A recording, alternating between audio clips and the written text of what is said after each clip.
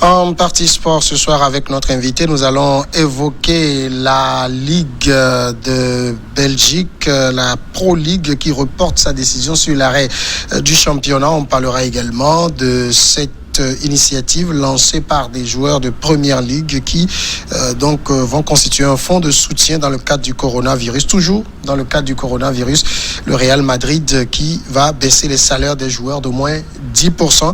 Nous allons y voir plus clair dans tous ces sujets avec notre invité sport Michel Takpa. Bonsoir. Bonsoir Samuel, bonsoir à tous. Nous parlons d'abord de la Belgique, la Pro League suite à son assemblée générale qui a réuni les 24 clubs professionnels belges a annoncé avoir reporté de 9 jours sa décision sur un probable arrêt anticipé du championnat de Belgique à la suite de la recommandation émise par le conseil d'administration le 25 mars dernier et afin de communiquer avec l'ensemble des clubs au sujet de la crise sanitaire et de ses suites, une assemblée générale sera convoquée pour le vendredi 24 avril. C'est ce qu'a expliqué donc la Pro League. Michel Takpa, comment se fait-il qu'au niveau de la Belgique, on envisage déjà de façon aussi active, la fin du championnat?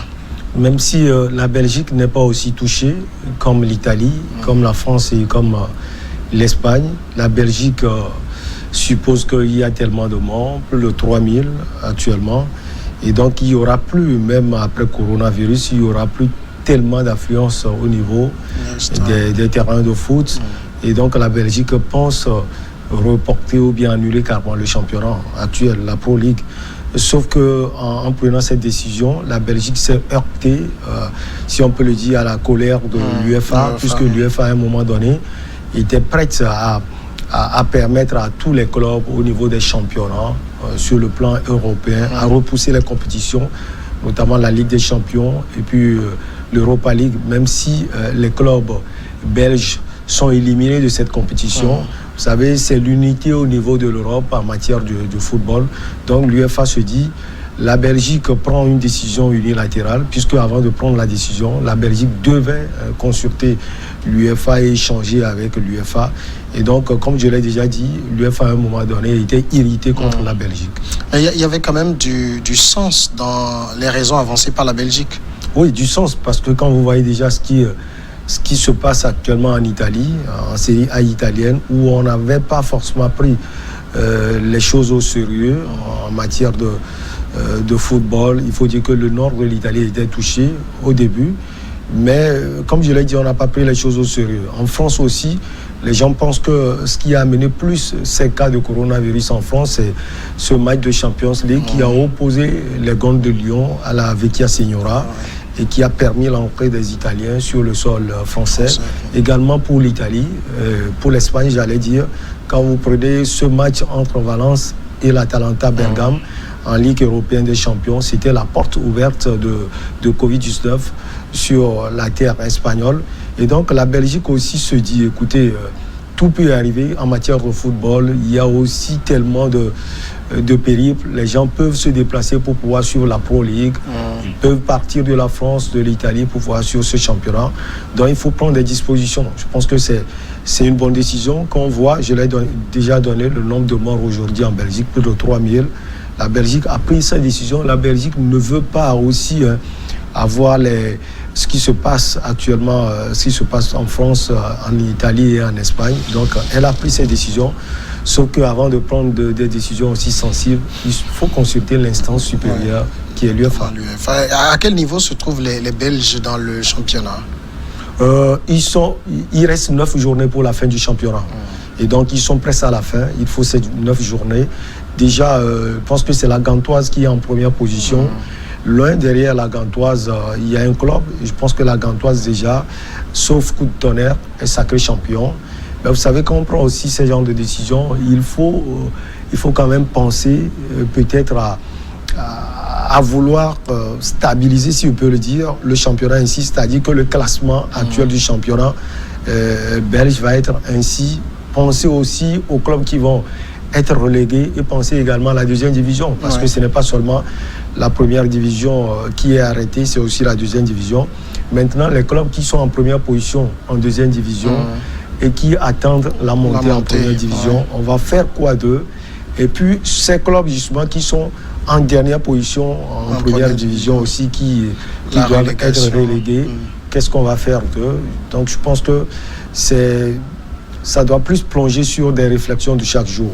Et d'ailleurs, c'est pourquoi la Pro League, au niveau des instances, après la décision, mais il y a ce qu'on appelle aussi l'Assemblée générale de la Pro League là-bas en Belgique, qui doit véritablement prendre la décision en dernier ressort.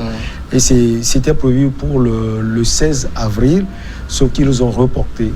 Ils ont reporté parce que, comme je l'ai déjà dit, l'UEFA est derrière la Belgique.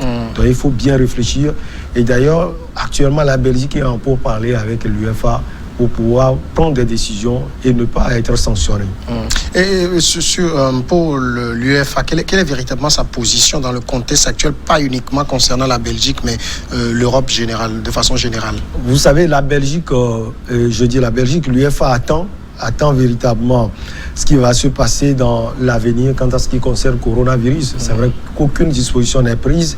Vous savez, l'UEFA se projette plus sur l'avenir en ce qui concerne les compétitions au niveau européen, la Ligue des Champions et puis l'Europa League.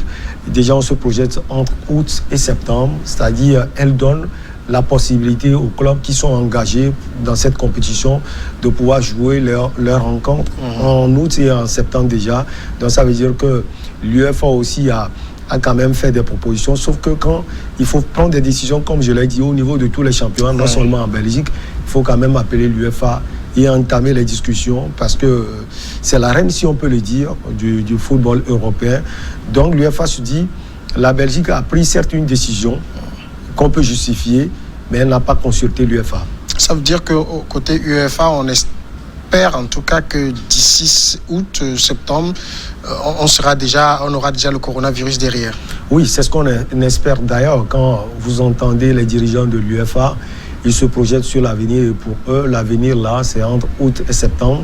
Donc d'ici là, ils pensent que le coronavirus sera éradiqué. Peut-être pas forcément totalement. Moi, je dis, après coronavirus aussi, il faut quand même un pont vers la normalisation. Il faut penser à cela. Je pense que les experts de l'UEFA ont pensé véritablement à cela avant de définir les dates. Et là, pour l'UEFA, quand la Belgique a pris la décision, la sanction immédiate, c'est de suspendre d'ailleurs la Belgique des compétitions à partir de 2021. C'est d'ailleurs pourquoi la Pro League a fait rétropédalage et a essayé de pouvoir cogiter pour voir ce qu'il faut faire et entamer les discussions avec l'UEFA. Est-ce que c'est une décision qui a fait l'unanimité au niveau de la Belgique? Oui, au niveau de la Belgique, non. Vous savez que non seulement au niveau des clubs, vous savez, il y a certains clubs qui attendent. Vous savez, il y a tellement d'enjeux au niveau de chaque club. Comme je l'ai dit, en deuxième division, les clubs là qui vont monter vont toujours espérer que le coronavirus puisse passer pour pouvoir jouer les dernières rencontres. Je pense qu'en deuxième division, il reste 8 journées, si je ne me trompe pas, pour pouvoir prétendre jouer la première division l'année prochaine. Et donc, quand on prend cette décision, du coup, ça ne va pas satisfaire certains clubs. De même, je pense que ça va faire le bonheur de certains clubs, notamment en première division, les clubs là qui sont en dernière position. Et donc, forcément, quand vous voyez la photo à ce niveau, vous pouvez vous dire que ça ne peut pas faire l'unanimité. Mais vous savez, les dirigeants de la Pro League se disent, écoutez, le football, quand il continue plutôt en Belgique, peut permettre plus l'extension de coronavirus en Belgique. C'est vrai que quand on prend une décision, ça ne peut pas faire l'unanimité, mais eux, ils l'ont pris peut-être pour une bonne cause. Entre l'UEFA et la fédération belge, dans la balance de cette décision, laquelle va plus peser? Je pense que l'UEFA a le dernier mot. Je pense que c'est la question que vous posez, parce que je l'ai dit tout à l'heure, l'UEFA, c'est, on peut le dire, la patronne du football européen. Vous savez, chaque championnat a quand même ses instances en Ligue 1 conformément en Série A italienne, en Liga Espagnola. On peut décider de son championnat, Mais il faut quand même alerter l'instance supérieure qui est au niveau européen, qui est l'UEFA. Et donc, pour pouvoir prendre des décisions, il faut quand même alerter l'UEFA. C'est ce que la Belgique n'a pas forcément fait. C'est comme, voilà, un élève et son professeur. Celui qui aura sans doute le dernier mot, c'est le professeur. Notre second sujet, nous restons toujours dans le contexte du coronavirus. C'est évoqué donc ce fonds de soutien qu'ont décidé de lancer des footballeurs de la Première Ligue anglaise. Au départ, critiqués, les footballeurs de la Première Ligue anglaise ont annoncé mercredi le lancement d'une initiative visant à générer des fonds pour aider le service national de santé britannique pendant la pandémie de coronavirus. Cette initiative, baptisée Players Together, a été mise en place pour aider ceux qui se battent pour nous sur la ligne de front du NHS dans le contexte de l'épidémie de Covid-19. C'est ce qu'explique le collectif des joueurs dans un communiqué. Alors, on dit, Michel Takpa, qu'ils ont été critiqués dès le départ. Est-ce que ça veut dire que les joueurs ne voulaient pas montrer une solidarité au départ? Ils ont été critiqués parce que, contrairement à l'Italie et peut-être en Espagne, la Première Ligue, au niveau des joueurs, bien sûr, n'a pas pris aussi vite les décisions. Les joueurs sont restés un peu indifférents et c'est pourquoi ils ont été critiqués. Et donc, ils ont pu décider et surtout la parole était plus donnée au capitaine des clubs. Le capitaine de Liverpool, Jordan Anderson, a parlé, celui de Arsenal, l'Africain Aubameyang également, et le capitaine des Spurs de Tottenham, Harry Kane, même blessé aussi, a parlé sur les réseaux sociaux pour montrer le bien fondé de la chose. Je pense qu'il n'est pas trop tard de pouvoir faire de bonnes choses. Et cette bonne chose aujourd'hui au niveau des joueurs, en Première Ligue anglaise, c'est de pouvoir aider, comme vous l'avez dit tout à l'heure, ceux qui sont au fond. C'est que quand la pandémie est arrivée, il y a des médecins, des infirmières et infirmiers qui se sont mobilisés partout dans le vieux continent et partout dans le monde d'ailleurs pour pouvoir stopper cela. Il y a aussi des volontaires qui font de leur mieux pour pouvoir stopper le Covid-19. Et donc, il faut des mesures d'accompagnement. Et dans ces moments de crise, c'est plus l'argent. Je pense que les joueurs en Première Ligue anglaise, ils sont considérés d'ailleurs dans le vieux continent comme les plus riches parce que c'est un championnat qui est plus médiatisé, où il y a plus de magots également.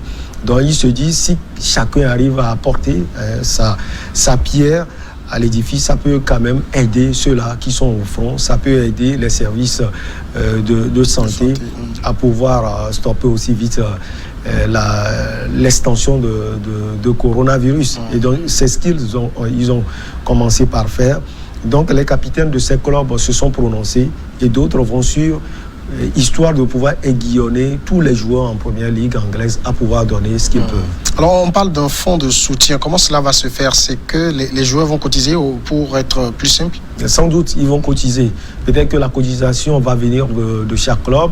Si vous prenez Liverpool par exemple, le capitaine qui est devant, déjà dans la scène, il est devant, Jordan Anderson, va prendre l'initiative là. Je ne dis pas forcément qu'on va lui cotiser de l'argent, mais on va trouver sans doute une passerelle pour pouvoir cotiser l'argent et que ça rentre dans le fonds, ou bien le collectif de ces joueurs en Première Ligue anglaise.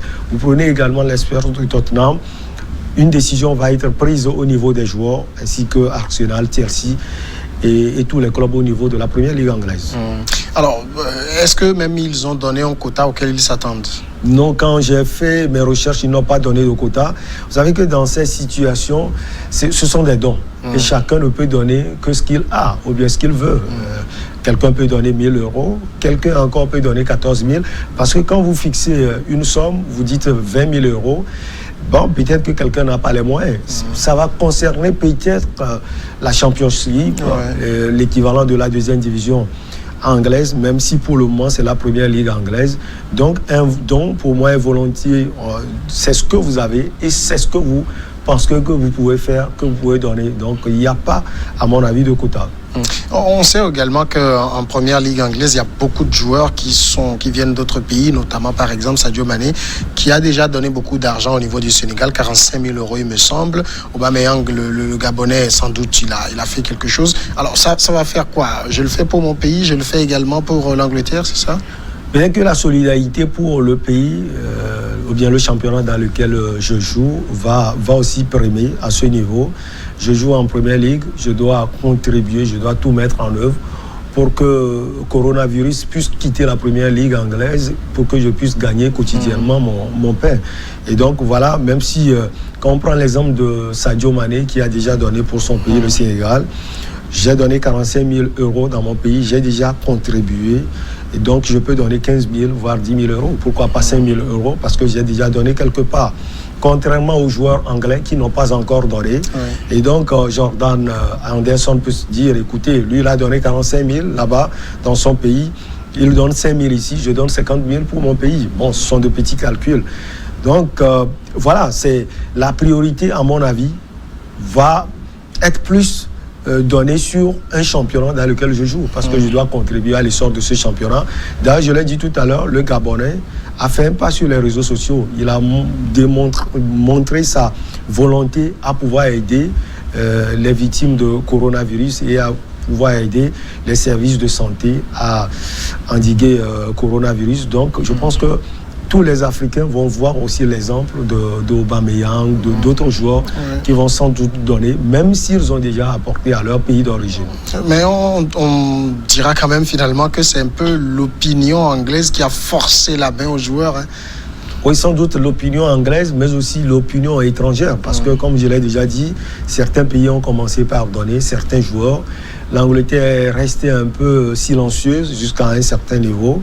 Maintenant, le problème, c'est qu'on ne force personne. Vous savez, Arsenal, par exemple, vous savez que c'est un club qui regorge beaucoup de joueurs étrangers. Si ça ne concerne que les joueurs anglais, Arsenal, par exemple, combien de joueurs peuvent donner? C'est ça aussi la question. Quand vous prenez un club comme Liverpool aussi, qui a tellement de joueurs étrangers, quand on veut seulement que cela soit limité au niveau des joueurs anglais à Liverpool, combien de joueurs peuvent donner? Donc pour moi, c'est la solidarité à l'endroit d'un pays dans lequel je suis et je joue. Je fais ma vie avec toute ma famille qui est plus privilégié aujourd'hui, même si je pense peut-être à mon pays d'origine. S'ils ont été critiqués au départ, est-ce que finalement ce choix de mettre cette initiative en place a été bien accueilli? Oui, ça doit être forcément bien accueilli parce que ceux qui critiquent ces joueurs pensent véritablement qu'ils n'apportent pas quelque chose de noble pour que ceux-là qui sont au front, comme le communiqué d'ailleurs l'a dit, puissent être à l'aise dans leur boulot. Comme je l'ai déjà dit, c'est l'argent qui est mis devant pour pouvoir stopper cela. Et donc aujourd'hui, ceux qui critiquent ne peuvent qu'être très heureux. Et ils doivent forcément se dire, nos cris et surtout nos pamphlets ont été entendus par ces joueurs. Le sujet suivant, c'est toujours le coronavirus. Le Real Madrid, de son côté, qui décide de baisser les salaires de ses joueurs de 10%. La Maison Blanche n'y échappe donc pas. Frappé lui aussi par la crise sanitaire due à l'épidémie du nouveau corona, le Real Madrid s'est mis d'accord avec les joueurs pour réduire leur salaire de moins 10% cette année. C'est ce qu'a indiqué le club mercredi via un communiqué. 10%, c'est presque rien. C'est presque rien et surtout c'est un peu par rapport au sacrifice, si on peut le dire, des joueurs du FC Barcelone, des joueurs de l'Atlético Madrid qui ont réduit leur salaire de 110% et des joueurs de la vieille dame en Italie, même si au départ c'était une réduction au niveau de la Juventus, mais les guillons aussi de Cristiano Aveiro Ronaldo qui aime toujours donner, apporter, parce que c'est lui qui a dit à ses amis, écoutez, on peut carrément abandonner nos salaires dans ces moments aussi difficiles pour la Série A italienne. Et donc, je pense que c'est insignifiant au niveau du Real Madrid, comme vous l'avez dit, 10%, mais cela ne se limite pas qu'aux footballeurs. C'est aussi au niveau du staff, des basketteurs également. Et donc, on peut aussi voir l'influence, si on peut le dire, la grandeur du côté financier du Real Madrid, considéré aujourd'hui comme les meilleurs clubs, l'un des meilleurs clubs au monde et l'un des clubs les plus riches de la planète. Vous savez, ce sont ces clubs qui ne sont pas aussi riches, qui n'arrivent pas aussi à assumer, si on peut le dire, le salaire de certains qui font des travaux pour le club, notamment des techniciens aussi, des cuisiniers et autres. Aujourd'hui, l'accent est aussi mis sur ceux qui travaillent tous pour le club. Ce n'est pas seulement les sportifs, les cuisiniers, comme je l'ai dit, les gardiens, les jardiniers et autres. Et donc, le Real Madrid aussi l'a fait à 10%. On peut saluer cela. Mais 10%, vous savez, on est quand même dans de très gros salaires ici. Et quand on prend 10%, on peut se dire que ceux-là, ils n'ont pas vraiment envie de faire de sacrifice. Oui, vous savez, tout dépend des négociations avec les joueurs. Parce que pour pouvoir réduire aussi les salaires, ça dépend des décisions des joueurs. Je donne un exemple au niveau de la Suisse, et notamment c'est un club, FC Bâle, où 2 joueurs africains, il y a Seydou Doumbia, l'Ivoirien, et puis Alessandro Song, qui ont carrément refusé de baisser leur salaire et qui ont été suspendus par leur club, limogés et démis quand même par leur club. Le mot m'échappe, j'arrive. Suspendus donc par leur club. Ça veut dire que ce sont les discussions de chaque jour qui amènent aussi les dirigeants à pouvoir réduire les salaires. Donc quand vous prenez quelqu'un comme Sergio Ramos, qui est le capitaine du Real Madrid et qui touche des millions, quand vous prenez par exemple 1000 francs, réduction de 10%, ça veut dire qu'il va avoir 900 francs. C'est rien, c'est insignifiant. Mais quand vous voyez l'effectif des joueurs au niveau du club Merengue, quand vous faites finalement la somme, vous verrez que c'est considérable. Non seulement au niveau des footballeurs, mais aussi au niveau des basketteurs et de tout le Real Madrid. C'est énorme. Maintenant, comme je l'ai dit, tout dépend des discussions. Cela veut dire que les discussions ont porté à suffisance sur la réduction des salaires, mais une réduction de 10%. Il faut aussi estimer, donc, comme vous le dites, que la masse salariale du Real, c'est 283 millions d'euros. Donc, 10%, ce n'est pas rien, mais c'est 10% si la saison en cours va à son terme. Oui, ça veut dire que 10% ce mois, 10% le mois prochain et 10% jusqu'à l'infini, ça veut dire que c'est un énorme sacrifice. Avant coronavirus, vous savez, tout le monde fait des programmes. Quand vous avez un salaire, vous faites des programmes, mais coronavirus s'est invité à tous. Donc, pour moi, c'est un sacrifice. Même si quelqu'un veut donner 5%, il a essayé, quoi. L'essentiel, c'est de donner à la mesure de ses moyens. Maintenant, après cela, vous pensez qu'il y a, dans ce contexte de coronavirus, beaucoup de clubs dont la situation financière risque d'être à rude épreuve? Beaucoup d'ailleurs. Il y a le Partizan Belgrade aussi qui a réduit le salaire des joueurs, 50%. Il y a tellement de clubs là-bas en Italie, en Lombardie, le Milan, AC et l'Inter de Milan qui commencent à avoir des soucis. Valence également en Espagne et d'autres clubs aussi dans les Agores, surtout les clubs qui ont un budget modeste. Donc, coronavirus a tapé... on peut le dire, le domaine sanitaire, mais ce n'est pas aussi limité au domaine sanitaire, c'est aussi une crise financière à tous les niveaux et surtout aussi au niveau des clubs.